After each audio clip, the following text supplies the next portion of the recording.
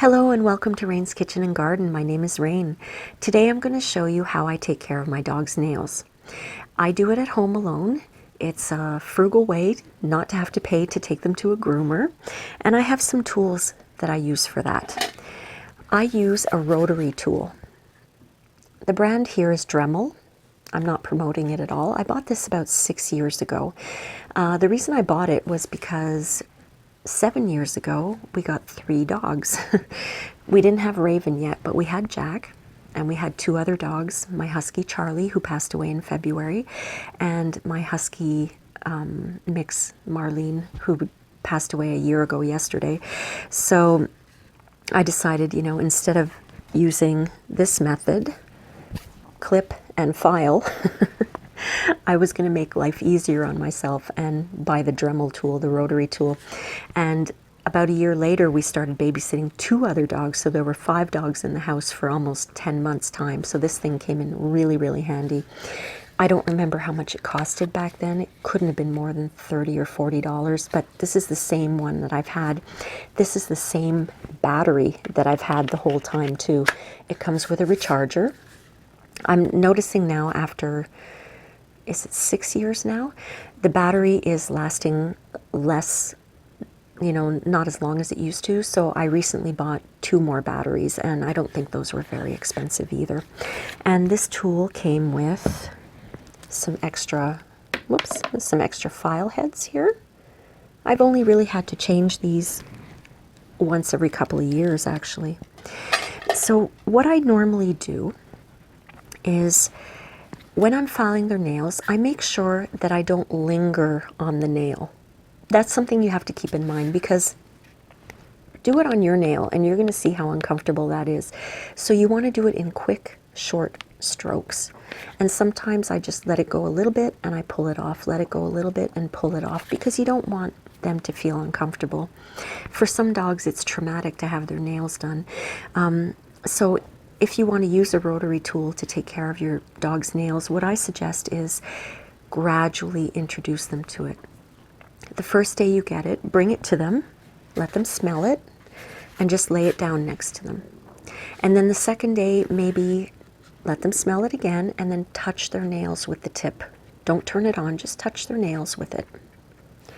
And then the third day, maybe put it on a table or on your desk and turn it on. It sounds like a drill, so it could be distressing for them to hear. Turn it on and leave it on for a little while so they get used to the sound. And then the day after that, put it near them and turn it on so they get used to the sound near them. And then eventually you're going to work your way up to just turning it on and touching them, touching their nails with them.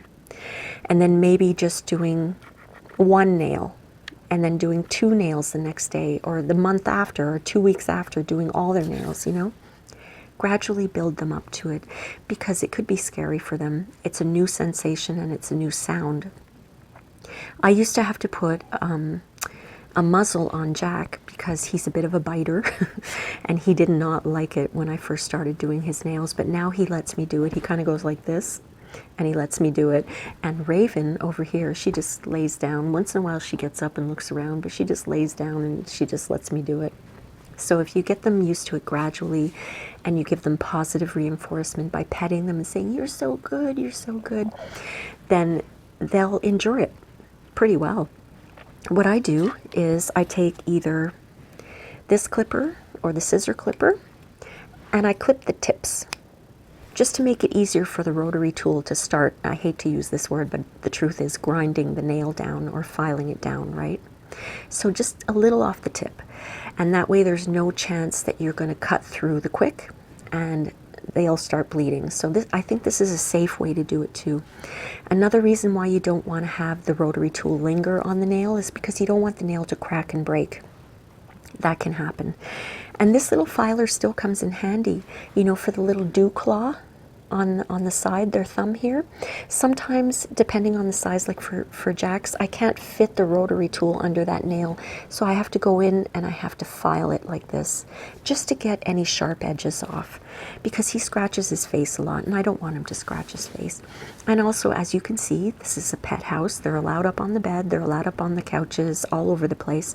So in order to keep my linen and the rugs from getting scratched up, I always make sure that their nails are soft at the end.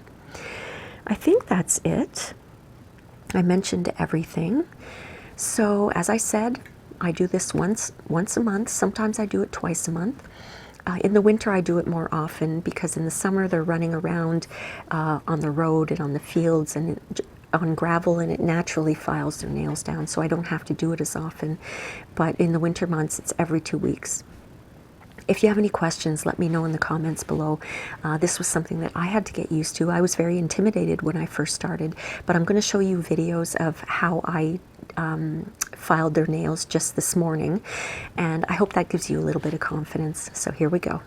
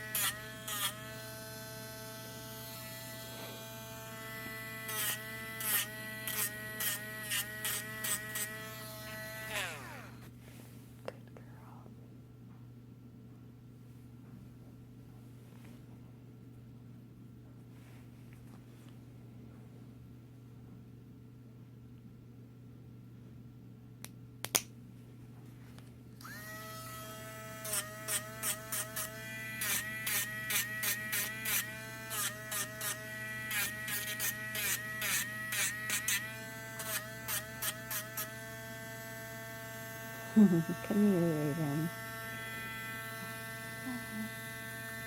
Lay down, good girl.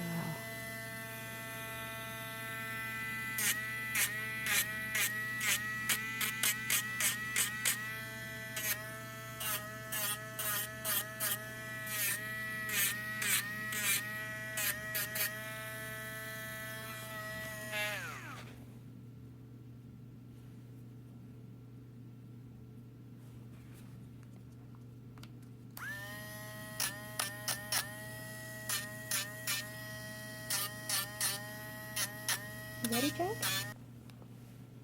Let's see your nails. I gotta cut yours. Okay.